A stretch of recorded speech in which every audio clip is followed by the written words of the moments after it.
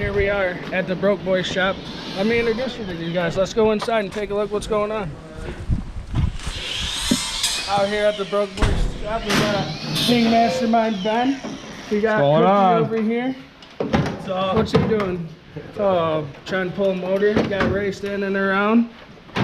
Per usual. And then here's me, their fresh year kid, just trying to get a scholarship or something. All right, here we are, Wrenches and Ramblin. We're here with Ben Byington.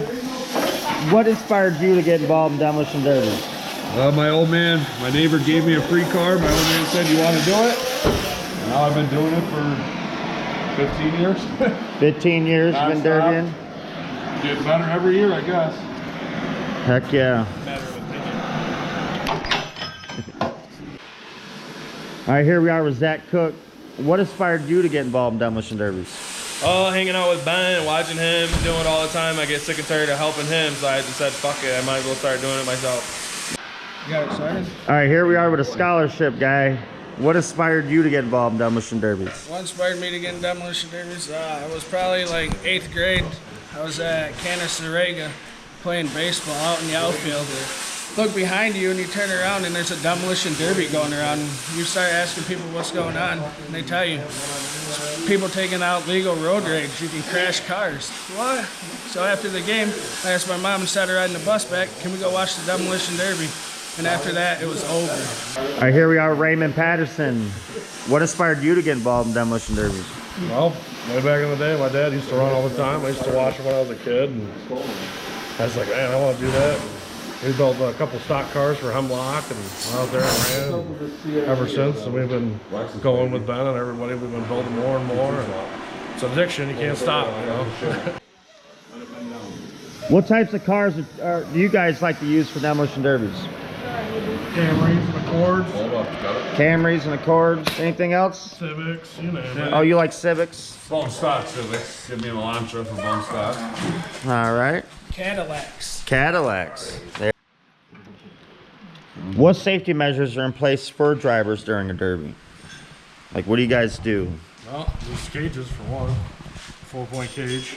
And usually we try to make sure there's some stuff behind the seat that protects you from the cage and the seat. Like straps and foam and stuff like that in there, but obviously it's out of there right now. But Now, Ray, you've broken your back in a derby. oh yeah. Now, is there something different that you should have or shouldn't have done that may have prevented I that? should have put the straps and something behind the seat to protect me from the cage. Now, you say straps behind the seat, you mean from like the pillar down maybe to like the cage or the floor, back behind the Around seat? the pillar, around the back of the seat over here to hold the back of the seat up. Okay. And hook it right behind here. And that makes so the seat can't break and lay back and break your back potentially. Easy way to do it. How do you guys prepare mentally and physically before a demolition derby? Well, I don't physically prepare. I just make it there. And usually I drink probably 3 or 4 waters before I start because you're dying out there because it gets hot in the car. So gotta have hydration and you're good to go. There's really no preparing for it, I guess, in my eyes. Now, waters is... And then tea. You gotta have some teas in you. Anything else?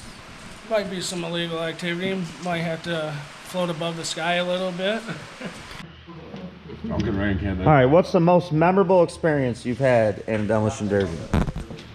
Most memorable experience I've had in demolition derby. There's been a couple of them. Probably have to say 2-man extreme with Kevin Carrier and the 73 Caddy. We ran it down to 2nd place against Suicide Lincoln. Both of us never ran together, and it was just fucking wild. We look over at each other, and he's like, get your fucking head out of your ass and start driving this thing. And my next favorite memorable moment I'd have to say is probably running with all these guys over in Canandaigua. Just the family bond that these guys have. You roll in 10 cars deep and you just see the faces on other people. They're like, oh shit, what's going on? And then you're just out there fucking gang and shit, and next thing you know, it's over and you're like, where's the next party at? Let's go, boys. Right on, okay. What you got, the most memorable experience? I got a couple of them. I'd say probably my first one was 2-man extreme with Corey Herzog in the trucks. That was a lot of fun. That was a blast, running something that big and having someone next to you, and then doing 2-man team show with Ray. That was a blast. And then losing to Brett as usual all the time. But it was still fun, probably the best I had, and it doesn't get any better than that. Heck yeah. What you got over here? Well, one for me is definitely the two-man extreme with Ben and losing to Brett. That's normal, but not in Canada. Which is my other good memory is beating Brett Hibbert last year in Canada. Really was a good one. What were you driving? Honda Accord. Honda Gotta Accord. show Brett that those cameras can't hold up to him. What you got here? Probably the last 2 years beating these two in Canandaigua, outlasting them every derby I run. And then last year. being the new guy on the block and flooring the shit, man. hitting Doing this Tracy, to it. hitting Tracy and watching Tracy's head go out the window. Biggest challenge. All right, what is your biggest challenge you face in a car during the derby? I'd say my biggest is when I'm running is watching everybody. Always turning my head, making sure someone's not coming for my tire, making sure I'm not going to get blind hit and hit my steering wheel, my face. Always paying attention. It's number one thing. I'd always turn and looking, see who's coming after you, what they're doing, what everyone else is doing. Trying to stay alive. And you had something as well? Yeah, biggest thing is trying to keep the thing running, making sure I can hear it to make sure it's running, because the heartbeat, the adrenaline, and everything's just going. So can't really hear, and all the other motors and everything screaming. So basically, head on a swivel. And what goes into the strategy of winning a demolition derby? I would say time, a lot of time to win. You got to put the effort in. You got to run a lot of cars to learn. And once you learn, then you get better, you build better. Sometimes down at the end, you could be the best builder out there, but your motor ain't always going to make you win. You got to just try hard to get after it. Yeah, definitely trying hard putting the work in. This is definitely a good thing, but you definitely always got to make sure you're watching what everybody's going on, what's going on, like picking your shots, and definitely trying to tone yourself down a little bit. You get a little excited. What role does the garage play in preparing for demolition derby? And have you ever been without a garage? Maybe out in God's garage? Yep. So I started, when I lived in my old house, I didn't have a garage. I took pallets, put them together, built a shed, and that's where my welder sat. Ran everything off extension cords and built in the dirt. Right in That's the what we dirt. did. If it was raining out, we weren't building because it wasn't nice out. And then now I got this. I'm slowly working on this, getting it better and better. It's the whole part of it. We can get 4 cars in here. We can weld no matter the weather. We can get the heat going. We got the lift. That's a game changer right there. The shop is the biggest part. Having a good shop. Yeah, but you also got to start somewhere. Yep. So don't be scared to do it outside for a couple of years so you get your stuff going. Started in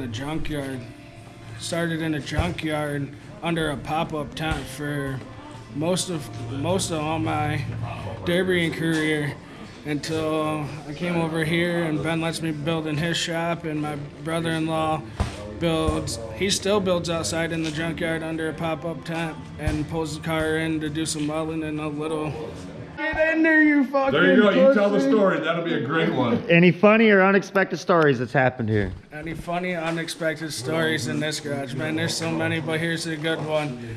Ben says, hey, there's a derby coming up. Go grab one of those pre-rans out in the yard I got. I said, all right, go out there. Me and Ray go out there with a battery to go start it, and a couple bees start flying around, and I'm like, dude, I'm not getting in there. I think Ray got stung on the arm, and he bounced out of there quick. Ben comes over and he's like, why ain't you pussies get that car over here? Let's go. Derby's tomorrow. We got to get it in here if you're going to run. Let's go. I'll go get the fucking thing, he says. So there goes Ben, marching right out there. Big King Ben in the shop, right? Goes out there, hops in the car, fires it right up. Now Ben's got a little concrete slab over there. Bounces over that concrete slab. Next thing you know, coming out. What the fuck? Throws it in park, thing still rolling, dropping his pants, getting stung on his ass. Yeah, that's a good memory right here. Shit. Man, what happened, bro? Everywhere in that car. Yo! How important is teamwork in the garage?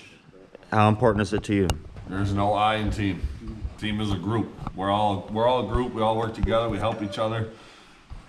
You can't do it. I mean, you can do it without someone, but it's no fun. You got no one to help you, no one to hand you tools, no one to do something for you. No one to talk shit to. Yeah, no one to pick on. Ray's not here. Who am I going to yell at? Me. You know. So you gotta have. You don't have to have a team, but having somebody around all the time doing the same thing as you and building cars, it don't get no better than that. Or I'm helping them, one or the other. We have, what, 7 cars we got coming up that we're about to crank out? Yep, 7 cars and 4 of us, 5. 5 of us. I am my old lady, she helps too. You know, you gotta have them out there. Can't let them sit inside. Right? She keeps us fed. She's one of the. She's out here stripping She cars, can strip making cars. things She's happen probably for one all of the of us, fastest not car just me, strippers for out everyone. here. Right. What was your very first demolition derby like? My very first demolition derby. It was JM production at Wayne County Fair in a Plymouth Acclaim car. Going through inspection, inspector's like, you gotta put a screw in your gas tank, where's your screw? So I get down there, I climb down there, and I show him, and he's like, buddy, that's not your screw, that's your trunk pan, where the spare tire goes. I'm like, oh shit, well, let me take that thing out, go back and come through inspection again. And it was passed. I got down to like 5th, and that was my first derby experience. Heck yeah. With a broken arm. With a broken arm. Dang. What you got? Oh, my first derby experience. Neighbor gave me a car. Old man asked if I wanted to run. I'm telling you, I thought I was hot shit with that stack. Then I put a stack on there. I ran a 95 Duster in the youth class. Stop doing that. At Black Rock. Took it down for the youth, and I think I got 3rd or 4th. And Just do it. It's your first experience. fine. My first derby experience. We built a '96 Toyota Corolla, and one night build in bed shop till 2 in the morning. Back down on Saturday, finish it up, take it to Canandaigua. Ran with the boys and made 2 hits and blew a CV shaft. What you got? Well, I got, I'll say, man, it's been so long. Probably, I think it was a 2000 Toyota Avalon. I ran stock and built it in the driveway at my uncle's house. Me and my dad and a couple other people. This is part of my family, just family members. And went security mode on us, so we couldn't figure it out. And long story short, we figured it out, and I ran Hemlock for the first time. And man, I was scared as hell out there. First time ever running giant track. You know how Hemlock is, but it was a good time. I think it was, I was down there. I got to the feature, but I didn't get the win, but it was fun. What's the biggest lesson that you've learned participating in demolition derbies? Biggest lesson learned is you can't give up. You got to keep going. Keep going. If you give up, what else are you going to do? Nothing else. It's like anger management, stress reliever, and it's a good family thing. It's a whole different family world out there than it's just like racing. You got a family. Racing's got family. Everything's got family, but this is one big family. It's not. It is a sport. It's not just a hobby. It's a lifestyle. Okay. Yeah, I definitely agree with that. I was just going to add into the the fabrication part of it. Finding out things bend and trying to make them not. And the mechanical aspect of it. Learning a lot about stuff you probably wouldn't learn normally. And that's about it for me. Like it. You put me on your team for the team show. Can you share a story about a rival that turned into a friendship? Tracy Young. You run the county fairs and all that against him, and he's always down with us. And then he's a rival, doesn't build here, but we're all friends and all that. But you always got to worry about him. And now look at, I've only derbied 3-4 years, and now he asked me to be on his team show for Norwich coming up. So. What do you see as the future of demolition derbies? The future, I feel like it's gonna start going downhill because the money, the cost, the time, the cars are getting few and far in between. $800 for a Camry, people are paying that for old iron. Getting it for paying $800 for old iron. Now it's harder to get cars. I think the stock shows are gonna become a thing around here. I think the bill is gonna It'll still be there, but you're gonna have the same guys. The stock, I think the stock's gonna come back like it was back in the day. That's what you're gonna have, gut and go all the time. And that's where they're gonna pay the most money, because that's what everyone will run. They can afford to run it. Buy a car for $300, strip it, and just go. Not worry about it. How do you envision the impact of social media on the demolition derby community? Well, I don't know. To me, social media is a bad thing because for this sport, because everyone's posting pictures of their cars, what they got done to it. People are screenshotting it, sending it to everybody else, and then they're sending it to promoters, and everyone's crying because someone's got something else or built different. It's not the same. It's not to the rules quota. I don't think social media is not good for the sport at all, in my eyes. Anyone else? So for me, I think it's good to get the out there, the sport out there. Well, yeah. It's nice to have that. Sell parts and stuff. Yeah, definitely. Get parts. It's easier to get parts and stuff. But yeah, like you said, a lot of stuff's like really expensive now. But it'd be nice to. It's nice to have it, broadcasted everywhere like this kind of video. It's nice to have that, and be recognized for what we do, and try to bring it to all the younger kids and get them up and get them involved in something outside at least, and enjoying something and being passionate about it. But other than that, it's not all bad, but I see the effects of Ben said. There's a lot of playing the games and favoritism stuff. Perfect. I put that on Facebook a week ahead of time, fully built, the way I want to build it. Then other people are going to look at it, screenshot, send it to whatever promoter I'm taking it to, and then it's going to be an issue before I even get to the show on how it's built. Right.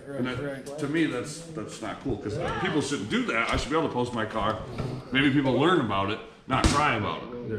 Same with me. I see other people built different. I'm not, whatever. If they get passed through tech, then they got away with it. I didn't. That's the only way I look at it. Social media, you go back, study your videos. People post different videos. Go back, watch different videos of the Derby. If you're running, you can go back and see how you're driving. What maybe you could change on that style, or how you took that shot, or how you could have avoided that shot. So it does have its positives. It could take us the big way, or it could kill us all. You win some, you lose some. It's been fun. You guys have seen way too much. It's time for you guys to go. I gotta get this shit all cut up, get the car out of here, work on something else. Shoo, bye. Bye, see ya. Taking us out of here. Can't see what's going on. Buddy. Party's over. Here, taking us outside of the shop so they can't see the cheating that they got going on inside. Well, There you go. imagine that we get kicked out and Luke shows up. With food and beer. What the hell? For what? Are we allowed back in? No! Oh!